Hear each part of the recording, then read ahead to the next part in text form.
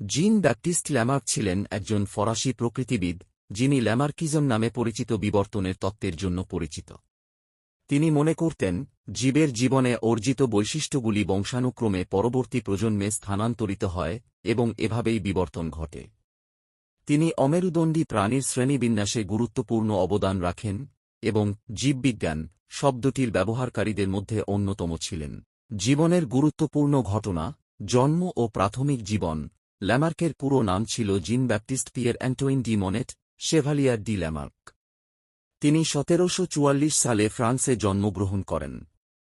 তার পরিবার সামরিক পেশার সঙ্গে যুক্ত ছিল, কিন্তু তিনি জেসুইট কলেজে ধর্মীয় শিক্ষায় ভর্তি হন। সামরিক জীবন পরে তিনি সেনাবাহিনীর চাকরিতে যোগদান করেন এবং ১৭৬১ সালে ফরাসি সেনাবাহিনীতে যোগ দেন। শিক্ষা ও গবেষণা। সেনাবাহিনীতে একটি দুর্ঘটনার শিকার হওয়ার পর ল্যামার্ক তার সামরিক জীবন ছেড়ে দেন এবং উদ্ভিদবিদ্যা নিয়ে পড়াশোনা শুরু করেন। প্রাকৃতিক ইতিহাসের অধ্যাপক।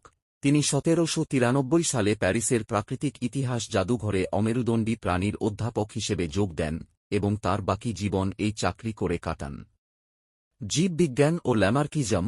ল্যামার্কের সবচেয়ে বড় অবদান হল বিবর্তনের একটি প্রাথমিক ধারণা দেওয়া, যা ল্যামার্কিজম নামে পরিচিত। তিনি বলেন, জীবের মধ্যে যে বৈশিষ্ট্যগুলি তারা জীবনকালে অর্জন করে, সেগুলি তাদের সন্তানেরা উত্তরাধিকার সূত্রে পায়।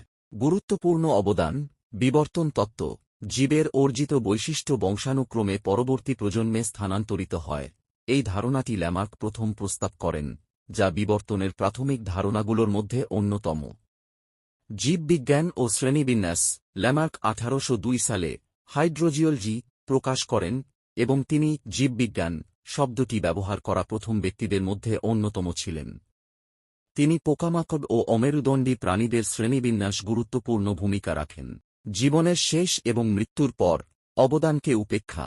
তার জীবদ্দশায় তার তত্ত্বের অনেক প্রশংসা হলেও আধুনিক জিনতত্ত্বের বিকাশের পর তার তত্ত্বটি পরবর্তীতে ভুল প্রমাণিত হয়। মৃত্যু। ল্যামার্ক ১৮২৯ সালে মারা যান।